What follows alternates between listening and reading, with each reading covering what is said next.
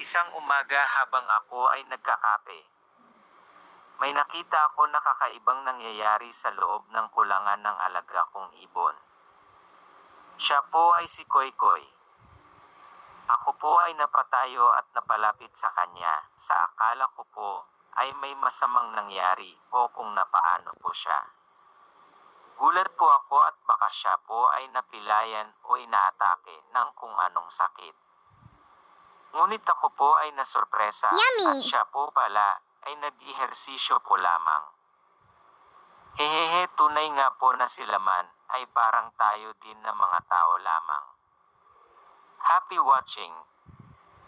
Love you guys.